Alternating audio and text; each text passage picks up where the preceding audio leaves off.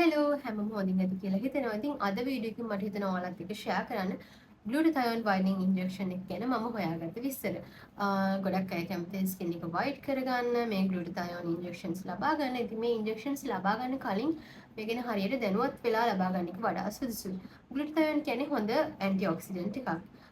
ග්ලූටාතියෝන් මදර් of ඇන්ටිඔක්සිඩන්ට්ස් කියලාත් හඳුන්වනවා. අපේ ශරීරයේ සුළු ප්‍රමාණයක් මේ ග්ලූටාතියෝන් ස්වභාවිකව නිපද වෙනවා. අපේ ශරීරයට අපි ගන්න ආහාර සහ පරිසරයෙන් එන විෂ සහිත දේවල් වලින් ශරීරය ආරක්ෂා කරන්න මේ ග්ලූටාතියෝන් වලට පුළුවන්. මේ ග්ලූටාතියෝන් ඉස්සෙල්ලාම දෙන්න පටන් අරගෙන තියෙන්නේ කැන්සර් පේෂන්ට්ස්ලට. කිඩ්නි, liver failures තියෙන පේෂන්ට්ස්ලට. මේකේ සයිඩ් ඉෆෙක්ට් එකක් විදිහට මේ පේෂන්ට්ස්ලාගේ ස්කින් එක ලයිට් වෙන පටන් අරගෙන තියෙනවා. පස්සේ තමයි මේක ස්කින් වයිටනින් වලට යූස් කරලා තියෙන්නේ. මේක තියෙන ඉල්ලුමත් එක්ක ගොඩක් කම්පැනිස් වලින් මේක ප්‍රොඩියුස් කරන්න පටන් අරගෙන තියෙනවා. හැබැයි මේකට තියෙන එකම ප්‍රශ්නේ තාම මේ ග්ලූටාතියෝන් ස්කින් ලයිටනින් වලට සුදුසුයි කියලා FDA එකෙන් අප්‍රූව් කරලා නැහැ. මේක තාම තියෙන්නේ පරීක්ෂණ මට්ටමේ. ඉස්සරහට මේව පරීක්ෂණ වලින් සනාථ කරලා අප්‍රූවල් එක දෙයි. හැබැයි තාම තියෙන්නේ මේක පරීක්ෂණ මට්ටමේ. මේකේ තියෙන හයිප් එක, මේකේ තියෙන ඉල්ලුමත් එක්ක හැබැයි තවමත් ගොඩක් ඕපන්ලි වයිඩ්ලි මේ ඉන්ජෙක්ෂන් ස්කින් ලයිටනින් ඒජන්ට් කෙනෙක් විදිහට යූස් කරනවා. මේ ග්ලූටාතියෝන් ඉන්ජෙක්ෂන්ස් මගින් ස්කින් එක වයිට් වෙනවා. ඒක හැබැයි ඩිපෙන්ඩ් වෙනවා පුද්ගලයාට යාගේ ස්කින් කලර් එක මත. මෙමගින් අපේ ස්කින් එකේ මෙලනින් ප්‍රොඩක්ෂන් එක අඩුවීමක් තමයි සිද්ධ වෙන්නේ. ඉතින් හැම කෙනාටම එකම විදිහේ රිසල්ට්ස් ලැබෙන්නේ නැති වෙන්න පුළුවන්. මේ ඉන්ජෙක්ෂන්ස් ලබා ගත්තී ප්‍රථමයෙන්ම සෙෂන්ස් කීපයකුත් ඊට පස්සේ මේ ස්කින් එකේ මේ අපිට ලැබෙන කලර් එක මේන්ටේන් කරන්න කීප සැරයකට වතාවකුත් නැවත ඉන්ජෙක්ෂන්ස් ලබා ගන්න වෙනවා.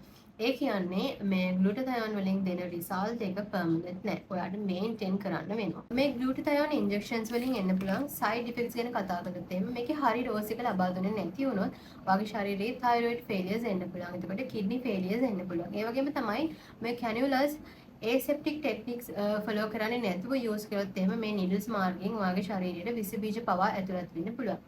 ඉතින් ඒක නිසා මේක හරිම වැදගත් ප්‍රොෆෙෂනල්ස් ළගෙන් මේ ඉන්ජෙක්ෂන්ස් ලබා ගන්න එක. ප්‍රොෆෙෂනල්ස් කියලා කියන්නේ ඩර්මටොලොජිස්ට් ડોක්ටර් කෙනෙක්, එහෙම නැත්නම් ප්ලාස්ටික් සර්ජන් කෙනෙක්.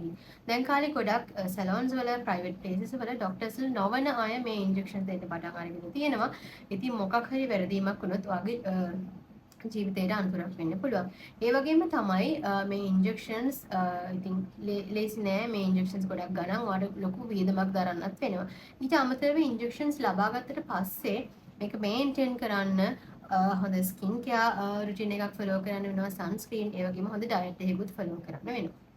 අවසාන වශයෙන් මට කියන්න තියෙන්නේ මම මේ ගැන ડોක්ටර්ස්ලා කීප දෙනෙක්ගෙන්ම ඇහුවා. සමහර ડોක්ටර්ස්ලා මේක හොඳයි කියනවා. සමහර ડોක්ටර්ස්ලා මේක FDA අප්‍රූවල් නැති නිසා හොඳ නැහැ කියලා කියනවා. මොකද එයාලා කියන විදිහට මේක මේක ගැන පරීක්ෂණ කරලා තියෙන්නේ ස්කින් එක ලයිට් වෙනවා කියන එක විතරයි. ඒකත් හැම කෙනාටම එක විදිහම රිසල්ට් දෙනවා කියන එක හරියටම ෂුවර් නෑ. ඉතින් ඒ නිසා තමයි මේකට ඉස්සරහට තව මේ ගැන පරීක්ෂණ වෙන්න තියෙන්නේ. ඉතින් ඔයාලා මේක පාවිච්චි කරද්දී මතක ඇතුව හොඳ වෛද්‍යවරයෙක්ගෙන් මේක ලබා ගන්න. ඒ වගේම තමයි හොඳට කල්පනා කරලා බලලා මේ ඉන්ජෙක්ෂන්ස් ලබා ගන්න. මේක මේන්ටේන් කරගන්නත් පුළුවන් වෙන්න ඕනේ. ඉතින් මේ විස්තර තමයි මම මේ වීඩියෝ එකෙන් ඔයාලත් එක්ක ෂෙයා කරන්න සූදානම් වෙලා ආවේ. ඊළඟ වීඩියෝ එකෙන් හම්බ වෙමු.